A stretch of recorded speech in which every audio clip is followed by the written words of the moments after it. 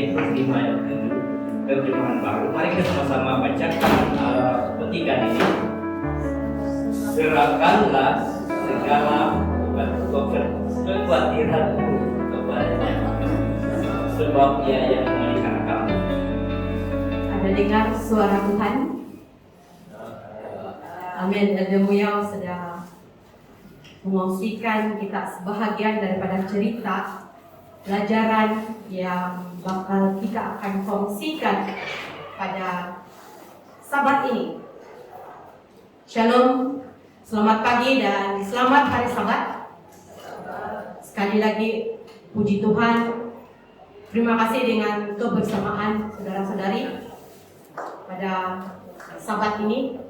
Tentunya 15 Februari yang beberapa hari yang lalu saya sebenarnya mencari jadwal apakah saya jadi presider Sabat ini. Saya katakan, oh saya bukan presider, so saya boleh relax sedikit. Tapi bila saya nampak ada tugasan lebih besar daripada selain daripada presider itu. Namun kekuatan saya dapat, saya katakan, saya teruskan, walaupun mungkin ada beberapa kekurangan, sebagaimana pagi ini juga laptop yang saya harapkan dibawa oleh anak telah ditinggalkan, jadi saya berharap pen drive yang saya sudah copy sebelum ini dapat kita gunakan sebagai rujukan slide yang kita akan sama-sama pelajari. Satu lagi pelajaran, kesinambungan daripada Jabatan Penata Keluarga. Terima kasih kepada semua petugas, terima kasih juga pada presider kita, Brother Salati, dan terima kasih juga saya ucapkan kepada penyelaras kebaktian kedua, karena walaupun kesibukan awal-awal tahun sehingga pada ketika ini juga saya berpeluang untuk berdiri di hadapan pada pagi ini yang sebenarnya hampir tengah hari lah sebenarnya, yang sebenarnya saya rasa sebagai presider dengan yang sekarang ini debarannya tidak sama. Tidak sama debaran itu. Namun puji Tuhan sekali lagi dengan peluang yang sudah diberikan, dan terima kasih juga bahan pelajaran yang sudah diberikan, kita sama-sama sempena dengan keluarga ataupun Jabatan Penata Keluarga sudah menyediakan bahan untuk kita sama-sama kongsikan pelajaran ini pada Sabat ini. Namun sebelum itu, mari kita tunduk kepala dan saya pimpin dalam doa. Tuhan, Engkau penuh kuasa, kemurahan-Mu begitu indah buat kami. Saat hamba-Mu mengungsikan pelajaran ini, bimbing dan bimbing saya agar apapun yang saya utarakan adalah daripada Engkau. Terima kasih Bapak. Di dalam nama Tuhan Yesus Juru Selamat dan Penebus kami semua. Amin. Nah, sebagaimana yang saya jelaskan ataupun sudah maklumkan sebentar tadi, terima kasih dengan cerita Alkitab kanak-kanak, di mana sebahagian pelajaran yang sudah kita dengar itu juga berkaitan dengan tajuk yang kita akan sama-sama pelajari pada Sabat ini. Masalah Hana. Doa Hana untuk sebagaimana kita tahu bahwa cerita Hana ini yang menginginkan seorang anak. Doa Hana untuk mendapatkan seorang anak lelaki, ditambah dengan kesanggupannya yang luar biasa untuk mendedikasikan pemberian ini kembali kepada Sang Pemberi. Nah, doa Hana adalah yang paling utuh di dalam Alkitab.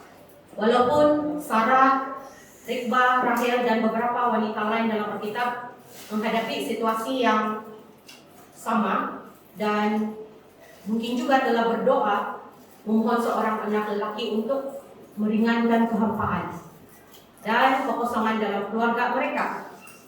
Tidak seorang pun daripada mereka mempertimbangkan untuk mengembalikan ataupun berjanji bahwa apabila anak itu hadir akan dikembalikan kepada Tuhan untuk pelayanan seumur hidup.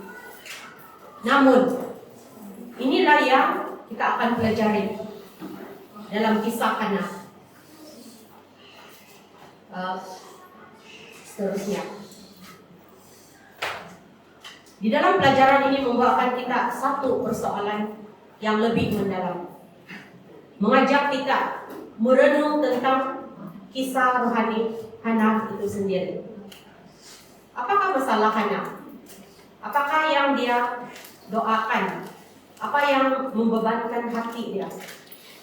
Adakah dia memerlukan seorang anak untuk mengakhiri penderitaannya dan gangguan daripada pesaingnya ataupun yang kita panggil sebagai madunya, yaitu penina? Atau adakah dia didorong oleh keinginan suci untuk membawa perubahan yang diperlukan dalam umat Tuhan, di mana kita tahu imam baik suci Tuhan dikendalikan oleh seorang imam yang sudah tua, yaitu bernama Eli, dan dipimpin oleh anak-anaknya, anak-anak lelaki yang sesat. Apakah ini semua yang menjadi tujuan pada anak? Jawaban kepada persoalan ini sudah pasti akan mencoba kita untuk meneliti doa kita dengan lebih mendalam. Apa yang ada pada akar doa yang kita panjatkan kepada Tuhan? Nah, pernahkah kita terpikir bahwa setiap apa yang kita coba doakan itu kita sebolehnya mendapat jawaban secepatnya? Walaupun kita semua mencari berkat, sebenarnya apakah tujuan berkat dalam hidup kita itu? Pelajaran yang kita pelajari ini, Hana, kita akan terpikir ataupun kita akan bertanya-tanya kepada diri kita sendiri tentang soalan-soalan yang berikut. Apakah masalah saya? Saya pasti kita semua punya masalah. Ada yang mungkin kita boleh share dengan kawan-kawan, keluarga. Ada yang orang katakan, biarlah masalah saya ini, saya sama Tuhan saya yang tahu. Tapi pastinya kita semua punya masalah. Dan apakah yang membebankan hati saya? Apakah perkara yang saya harap Tuhan boleh lakukan untuk perkawinan dan keluarga saya yang membawa kepuasan terbesar dalam hidup saya, especially yang sudah berkeluarga. Soalan-soalan ini membawa kita untuk menyelami kisah Hana yang dimana kisah dia sendiri telah diilhami oleh Tuhan. Kita dapat mengetahui ataupun meneruskan cerita ini di dalam 1 Samuel 1 ayat 1 hingga 20.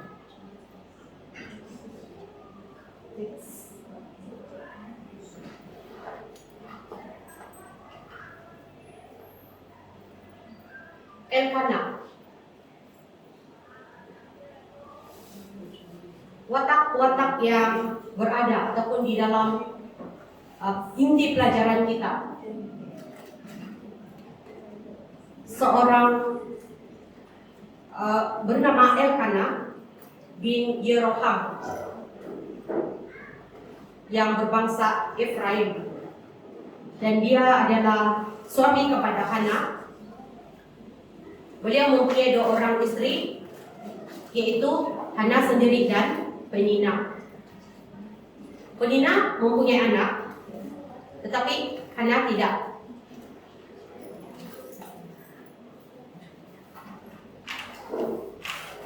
Dan meskipun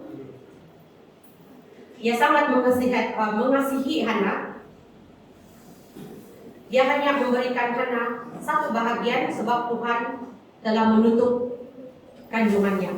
Ini pelajaran yang dikongsikan bahwa masalah Hana ini diizinkan, ataupun situasi Hana yang kita selalu katakan mandul ataupun tidak dapat punya anak. Tetapi madunya pula selalu menyakiti hatinya, yaitu Penina,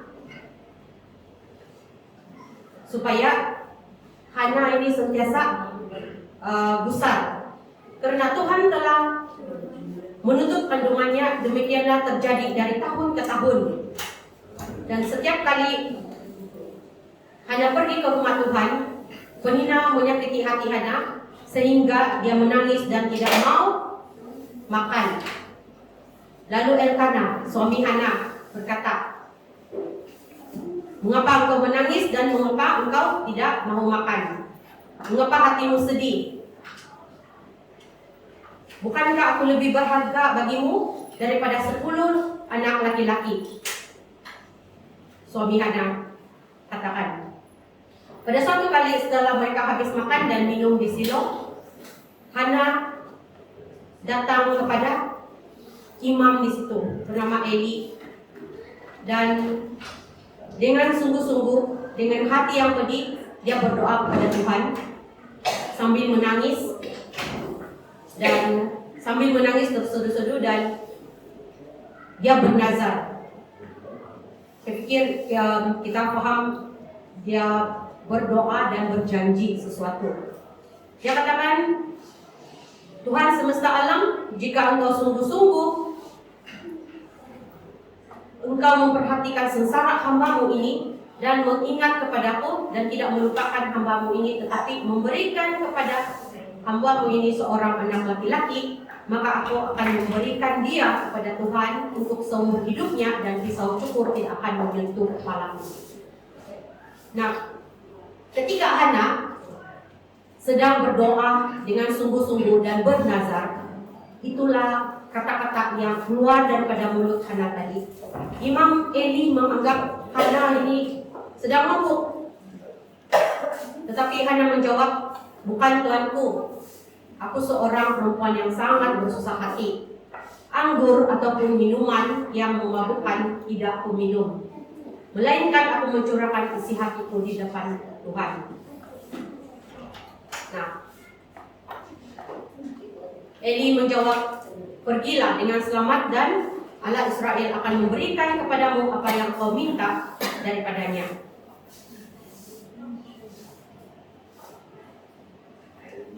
Dan setahun kemudian mengandunglah Hana dan melahirkan seorang anak laki-laki. Nah, bila kita tengok cerita ini, setahun itu sebenarnya agak lama juga ya, bagi yang sangat-sangat menantikan sesuatu. Mungkin 2-3 bulan, 6 bulan juga sangat lama. Tapi akhirnya dengan jawaban Tuhan, ia akhirnya mengandung, dan lahirlah anak Hana yang bernama Samuel. Nah, Samuel yang bermaksud aku telah memintanya daripada Tuhan, dalam 1 Samuel 1 ayat 20.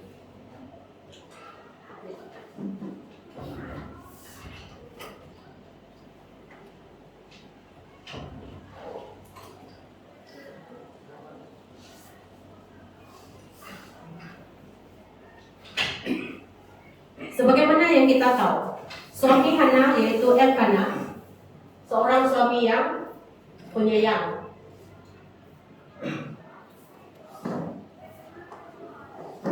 Elkana seorang Lewi yang diperincikan dalam sila-sila yang terdapat dalam 1 Tawarikh 6 ayat 22. Salah seorang yang soleh atas sebab-sebab yang tidak disebutkan sepatutnya melayani di bait Silo, bait suci. Elkana mempunyai 2 orang istri dan Hana sebagai istri pertama dan Penina sebagai istri kedua. Walau bagaimanapun,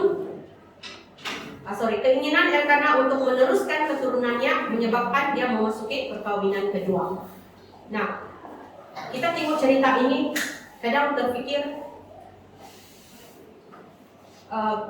kenapa ada juga poligami pada ketika itu, kan? Sebagaimana yang kita pada zaman sekarang, yang mungkin di beberapa tempat juga ada keadaan seperti itu.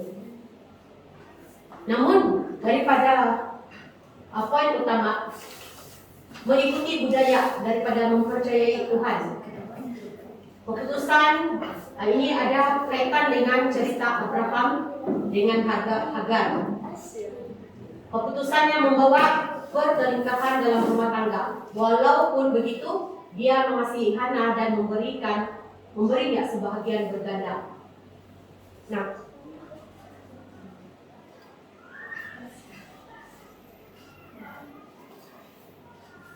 akibat buruk daripada tidak mengikuti Tuhan digariskan, tetapi Tuhan boleh mengubah keadaan apapun dan menggunakannya untuk kemuliaan apabila kita datang kepadanya dalam doa dan pertobatan. Doa Hana bukan saja mengubah hidupnya, tetapi juga mengubah kemerosotan penyembahan di bait suci melalui kelahiran Samuel. Boleh dikatakan dengan pasti bahwa berkatnya membawa pembaharuan yang diperlukan kepada bait suci dan pelayanannya.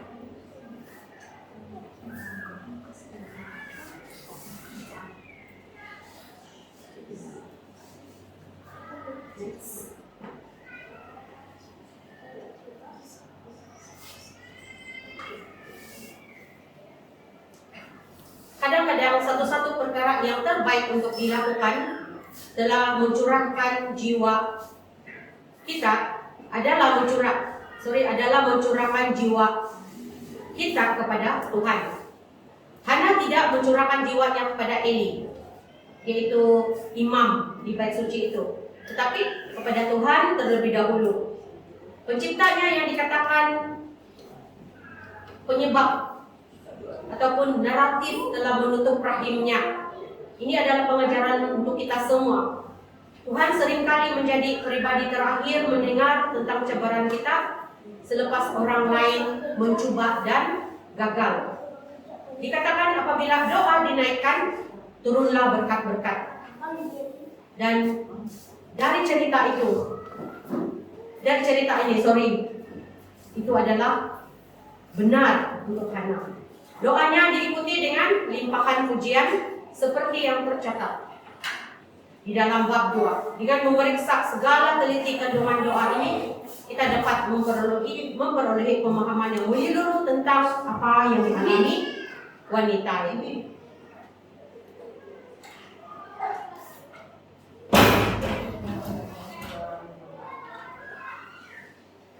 Next.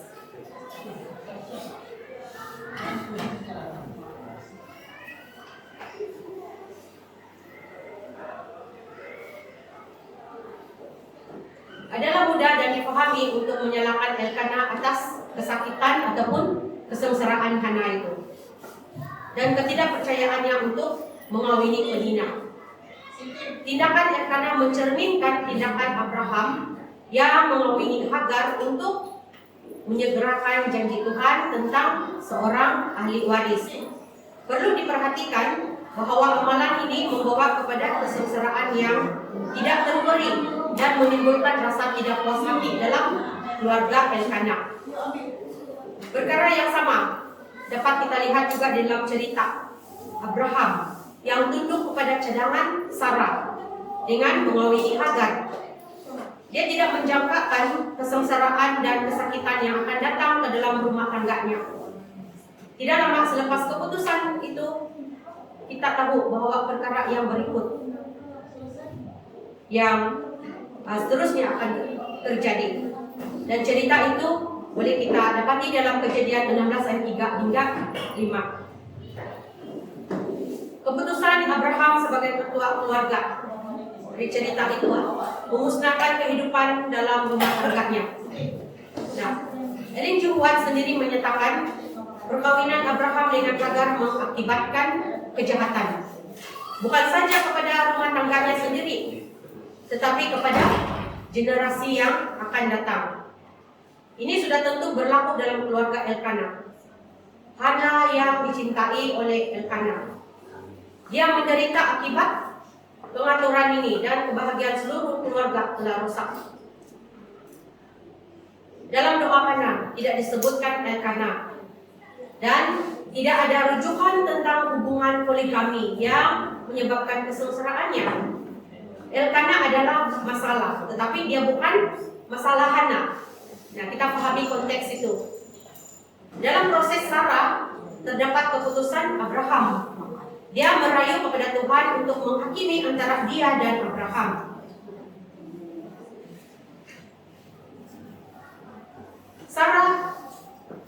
Dalam protes Sarah terhadap keputusan Abraham, dia merayu kepada Tuhan untuk menghakimi antara dia dan Abraham, mengemukakannya sebagai puncak kesakitan dan kekecewaannya. Ini tidak berlaku pada Hana. Nah, cerita Abraham dengan Sarah tidak berlaku di walaupun ada kaitan tetapi tidak berlaku kepada Hana. Ini membawa kepada kita sekali lagi kepada persoalan utama kita tadi. Apakah masalah Hana jika bukan suaminya? Nah, kembali kepada persoalan.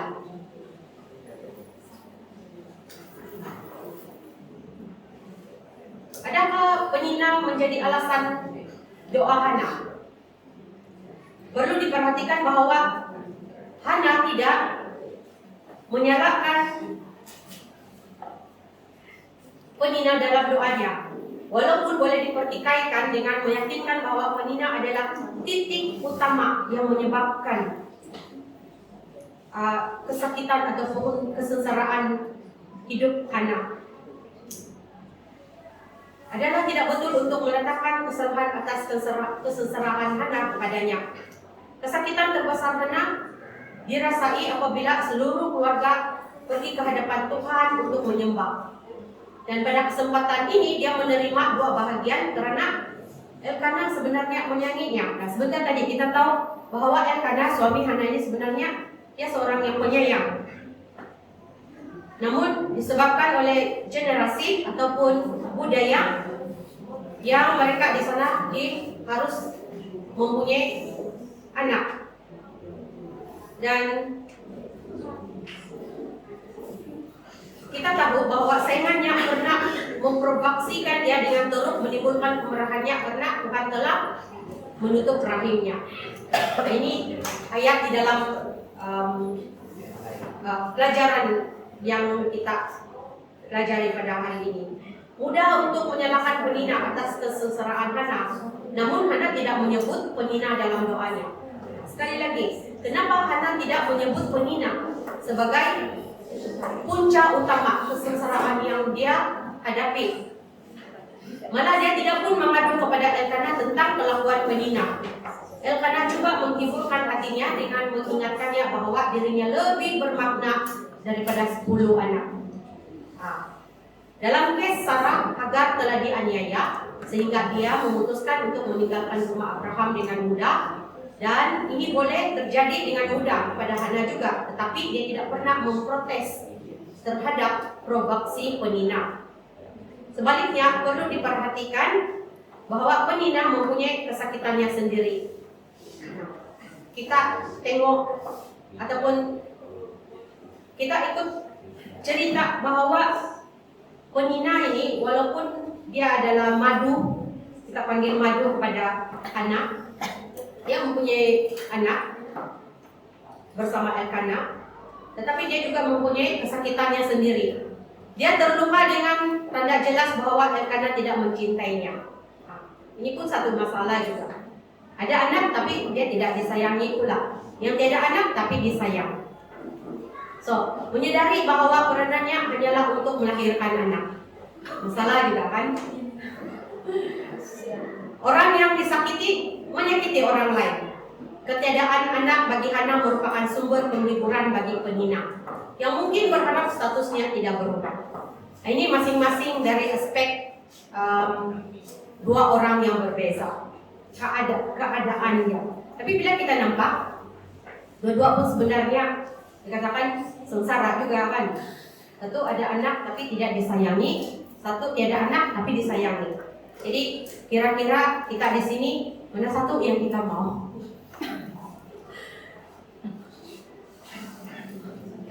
Kita tidak berlawan dengan musuh yang boleh dilihat oleh mata manusia.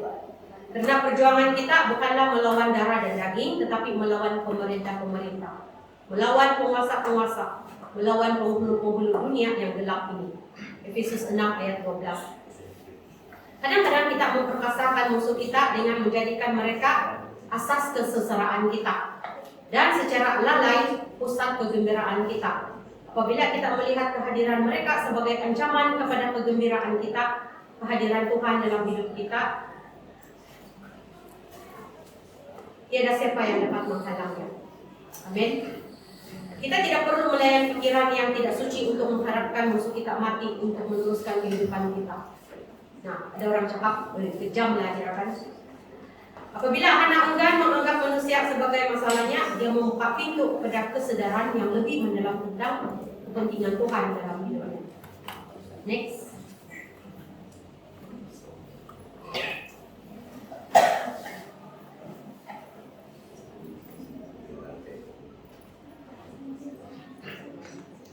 Apakah kesedihan Hana terutamanya disebabkan oleh dia tidak mempunyai anak?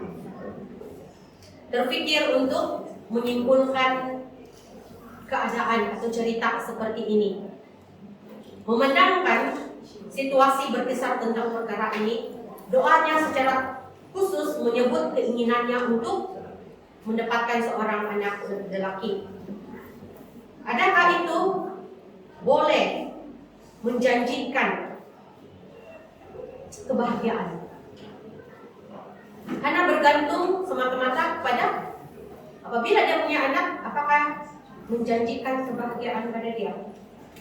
Mempunyai anak-anak dalam persekitaran keluarga yang toksik, yang sudah pegang oleh persaingan, mungkin akan memburukkan lagi isu dan bukannya menyelesaikannya. Ini dilema juga. Yang tiada anak berusaha untuk punya anak, tetapi apakah bila ada anak menjanjikan anak-anak itu dalam keadaan yang baik? Apalagi kalau persekitaran keluarga itu katakan keluarga yang toksik. So, lagi huru-hara kan? Lagi huru-hara. Memenangkan anak-anak. Saudara dan saudari, saya pasti kita di sini semua sudah berkeluarga. Setiap keluarga dibangunkan, saya pasti kita semua mengimpikan anak-anak. Penyeri rumah tangga, orang katakan. Anak-anak adalah satu-satunya sumber kebahagiaan, adalah memberi kekuatan kepada kita setiap kali ada cabaran kita hadapi. Penina, istri kedua Elkanah, yang mempunyai anak malah tidak berpuas hati dan menyiksa Hana karena kesakitannya yang tidak dapat diselesaikan. Kegembiraan Elkanah yang dijangka karena mempunyai anak dengan penina adalah sukar untuk dicapai. Nah, kita tahu bahwa dia tidak disayang, so tidak ada kegembiraan bagi dia walaupun dia mempunyai anak. Anak-anak Eli menyebabkan Eli berduka cita karena tingkah laku mereka yang berdosa. Imam sendiri. Hanya melalui Samuel, yaitu anak yang dikandung Hana, yang telah diilhami oleh Tuhan, yang membawa kelegaan kepada Eli. Karunia yang diminta daripada Tuhan tidak pernah menggantikan kehadiran Tuhan itu sendiri di dalam hidup kita. Hana memang berdoa untuk seorang anak lelaki, tetapi mengapa dia perlu mendedikasikan ataupun berjanji untuk mengembalikan kepada Tuhan? Dan sebenarnya bila kita sendiri di dalam kehidupan kita, mungkin juga ini sebenarnya tidak diwajibkan oleh Tuhan. Tuhan tidak berkehendak begitu. Tuhan mau anak-anak itu menjadi anak-anak kecil yang gembira, dibawa ke bait suci, dan sepatutnya hidup dengan riang sehinggalah umur dia betul-betul matang. Dan tidak mungkin akan dipersembahkan seumur hidup dia sebagai pelayan di bait suci Tuhan. Next.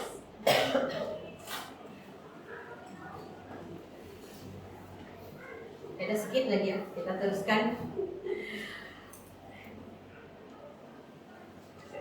Empati kita terhadap perjuangan Hana yang tidak mempunyai anak mungkin menyebabkan kita mengabaikan aspek utama doanya. Walaupun dalam penglibatan suaminya, Hana tidak berdoa untuk suaminya atau menyalahkan suaminya atas keadaan-keadaan itu. Dia juga tidak mengadu tentang provokasi penina atau mengambil langkah untuk menyingkirkannya. Doanya tercatat seperti mana yang sudah kita dengar sebentar tadi, di mana Hana berdoa bersungguh-sungguh kepada Tuhan dan berjanji bahwa jika Tuhan sungguh-sungguh memperhatikan kesengsaraan yang dia lalui, dan apa yang dia inginkan hanyalah seorang anak laki-laki. Itulah doa yang dia sungguh-sungguh berikan kepada Tuhan, minta kepada Tuhan. Tuhan mengingati Hana bukan saja demi dirinya, tetapi untuk tujuannya, memudahkan pembaharuan ibadah yang diperlukan dan kebangunan rohani semula dalam bangsa Israel itu sendiri. Dengan mengingati Hana, Tuhan memasuki sebuah hubungan istimewa dengannya untuk mencapai misi Tuhan. Ini terbukti apabila kita membaca Tuhan melawat Hana sehingga dia mengandung dan melahirkan lagi 3 orang anak lelaki dan 2 orang anak perempuan. Puji Tuhan, bukan hanya dia dikaruniakan 1 anak, tetapi 3 anak yang seterusnya.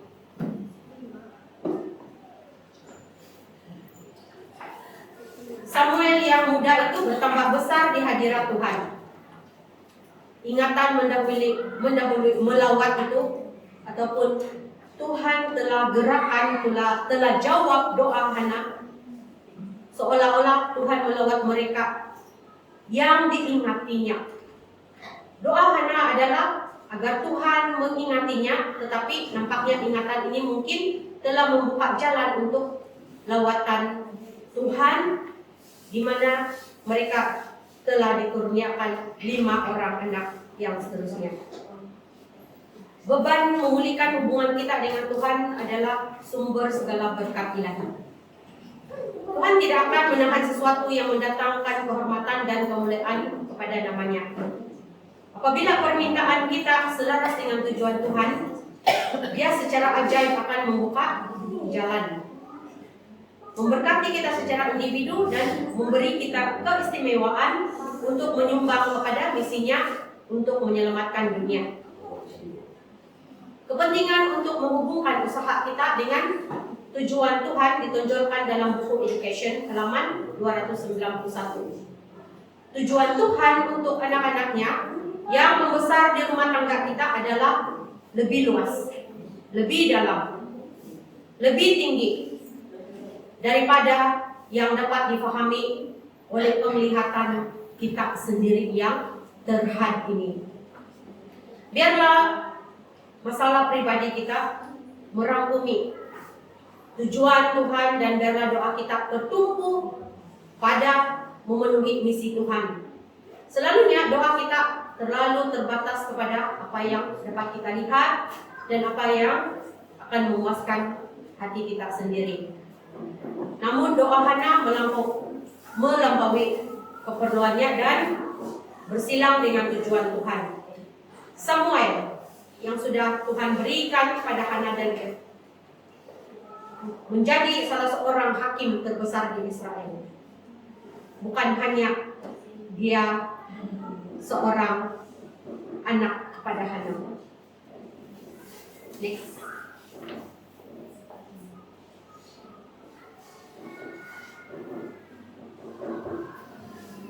Oke, sebenarnya di dalam pelajaran ini saya suka untuk kita sama-sama membaca apakah pengajaran tentang hal keibubapaan dan perkawinan dari kisah Hana ini. Pertama, carilah Tuhan terlebih dahulu sebelum pergumulanmu.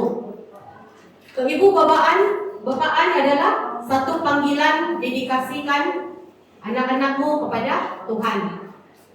Ketiga, perkawinan memerlukan iman. Percayalah kepada rancangan Tuhan walaupun dalam kesakitan. Keempat, waktu Tuhan adalah sempurna. Jangan tergesa-gesa dalam menantikan jawabannya. Dan terakhir, ketika kita berdoa, mintalah berkat daripada Tuhan untuk kemuliaannya, bukan untuk kepuasan diri sendiri. Nah, 5 poin yang kita telah di-sharekan kepada kita. Gimana kehidupan berkeluarga dan mempunyai anak-anak ini. Sukacita Hana bukan semata-mata bergantung kepada memiliki anak. Kelegaan dan kebahagiaannya datang dari jaminan bahwa Tuhan telah mendengar doanya. This is the point. Selepas interaksinya dengan Eli, dia mendapat ketenangan dan kesedihannya hilang. Walaupun sebelum kelahiran anaknya, sukacita yang dirasakan itu berpunca daripada iman dan kepercayaannya kepada Tuhan yang melampaui keadaannya. Di dalam 1 Samuel 2 ayat 1 hingga 2, hatiku bersukaria karena Tuhan, sebab tidak ada yang lain kecuali Engkau, dan tidak ada gunung batu seperti Allah kita. Sukacita yang dia miliki sebelum anak itu masih menjadi miliknya, selepas meninggalkan anak itu bersama Eli, mengulas dalam Matius 11 ayat 28 hingga 30. Ellen White sendiri mengatakan, mereka yang mempercayai sepenuhnya kata-kata Kristus menurut firman-Nya akan menyerahkan jiwa mereka kepada pemeliharaan Tuhan. Hidup mereka kepada perintah-nya dan mendapat kedamaian dan ketenangan. Tidak ada satupun dari dunia ini yang dapat membuat mereka sedih apabila Yesus membuat mereka bergembira dengan hadirannya. Dalam penerimaan yang sempurna, di sana ada kelegaan yang sempurna. Tuhan berkata dalam Yesaya 26 ayat 3, yang hatinya teguh kujagai dengan damai sejahtera, sebab kepadamu lah dia percaya. Kedamaian yang dialami Hana, seperti yang diterangkan dalam Filipi 4 ayat 7, mendahului tentang penggenapan doa-doa spesifik dan tetap ada tanpa mengira apapun hasilnya. Kedamaian dari Tuhan yang tidak ditemui dalam perkawinan atau kelahiran anak itu sendiri. Itulah yang akhirnya menopang Hana. Boleh juga ditambah bahwa sukacitanya adalah melihat anaknya memajukan pekerjaan Tuhan dengan penuh bermaruah atau lebih bermakna. Ini adalah tempat yang sama di mana dia diejek setiap tahun. Nah, kita tahu cerita Hana. Dia diejek, dia diolok karena tidak mempunyai anak. Tetapi sekarang dia akan mendapat keistimewaan untuk melihat anaknya sendiri melayani di bait suci. Tidak ada yang lain yang boleh membawa lebih sukacita di hati Hana. Pengorbanan itu berbaloi dan membawa kebahagiaan kepadanya, sukacita yang tidak dapat digambarkan. Inilah kerinduan kita semua. Kita semua inginkan bersama. Dan keinginan yang kita tidak dapat beli dengan uang. Perkawinan maupun anak-anak tidak dapat memenuhinya. Itu semua adalah dari Tuhan, yaitu Sang Pencipta, batu karang kita. Apa yang benar-benar kita cari ialah kelegaan yang tidak terganggu, yang hanya diberikan oleh Kristus. Kedamaian ini tidak datang dengan anugerah Tuhan dalam perkawinan, keluarga dan berkat material. Ia mendahului mereka. Ia membolehkan kita menggunakan apa yang telah kita terima untuk kemuliaan Tuhan dan kemajuan pekerjaannya. Alkitab menunjukkan sukacita ini sebagai ada tersedia untuk kita hari ini. Bukan hanya satu harapan untuk masa depan. Next. Sudah sampai di kesimpulan. Masalah Hana selaras dengan tujuan Tuhan. Dia rindu untuk diingati dan Tuhan mencari seorang lelaki untuk membawa perubahan kepada bait suci dan bangsa Israel. Tuhan menggunakan saya katakan kemandulannya ataupun keupayaan untuk dia, ketidakupayaan untuk memiliki anak, untuk menarik perhatiannya kepada rancangan yang Tuhan sudah rencanakan. Walaupun dia akhirnya mempunyai 5 orang anak lagi, peranan utama adalah untuk memperkenalkan Samuel, anak yang dikatakan diilhami oleh Tuhan kepada Israel dan dunia. Kesakitan dan penderitaannya membawa lebih dekat kepada Tuhan. Dan cebaran sebenarnya bukanlah mendapatkan apa yang kita inginkan, tetapi menggunakan apa yang kita terima untuk melayani Tuhan dan umatnya. Kita masih bertanya kepada diri sendiri, apakah satu perkara yang akan membuat perbezaan dalam perkawinan? Dan bertanya kepada diri sendiri, apakah satu perkara yang akan membuatkan saya double question. Apakah satu perkara yang akan membuat perbezaan dalam perkawinan dan keluarga kita? Hubungkan doa Anda dengan misi dan tujuan Tuhan. Sering dikatakan, apabila kita mengutamakan pekerjaan Tuhan, Dia mengutamakan pekerjaan kita. Nah, dengan Yesus, dengan Sang Pencipta kita di dalam keluarga, segala perkara kita dapat menghadapinya. Menghadapi sebarang apapun cabaran dengan iman dan sukacita. Jadi semoga